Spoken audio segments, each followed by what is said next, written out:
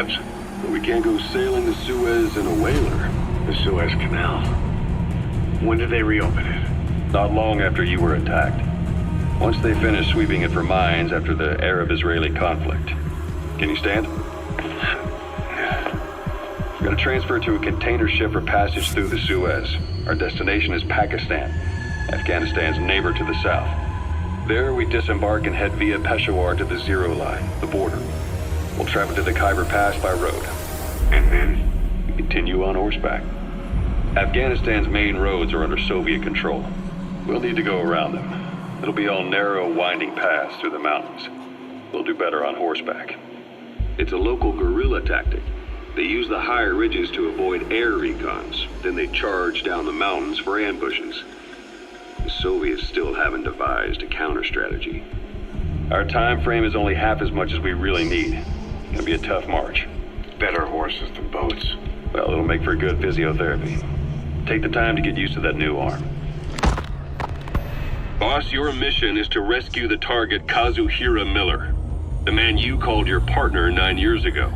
Miller was training guerrilla rebels near the Pakistani border when he was captured by the Soviets. He's currently being held at Dawandehar. Rescue Miller from the Soviet troops and extract him by chopper. It's time to prove to the world you're the real big boss. Christmas Eve, 1979. The Soviet Union rolled into Afghanistan. Muslims had revolted against the Soviet-friendly regime established the year before. The DRA forces could no longer contain it themselves, so the Soviets went in to intervene. The Afghan government was powerless and fraught with infighting. They lost the hearts and minds of the people, and that alarmed the Soviet leadership. With the Islamic Revolution happening in Iran, the Soviets felt they had to act fast or risk the spread of Islamic revivalism. A superpower, sending a motorized rifle division against men on horseback with antique rifles. Everyone thought it'd be over in an instant, only it wasn't. Some Muslims made their fight a jihad, a holy war, and began a guerrilla campaign on all fronts. A war of attrition.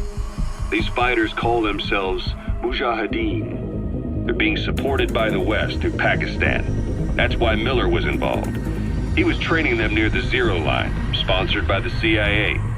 The war has become a nightmare for the Soviet troops stationed here. They thought they'd be headed home in 6 months at the most. Then a year passed. 2 years. Now here we are 4 years on with no exit in sight. Afghanistan has become the Soviet Union's Vietnam.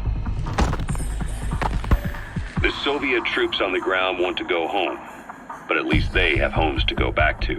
The Afghans have lost theirs. The Soviets destroy the kishlaks, villages, wherever they can. They burn down homes and fields, fill in wells, turn pastures into minefields. It's created a mass of refugees who fled to Pakistan. If the Mujahideen are fish swimming around the villages, the Soviets will go so far as to dry out their ocean. But this has had a big price. There's bitter resentment among the Afghans, and they're taking out their anger on the soldiers on the front lines. Among the Mujahideen are the Pashtun people. They're fiercely devoted to their code of Badal, or revenge.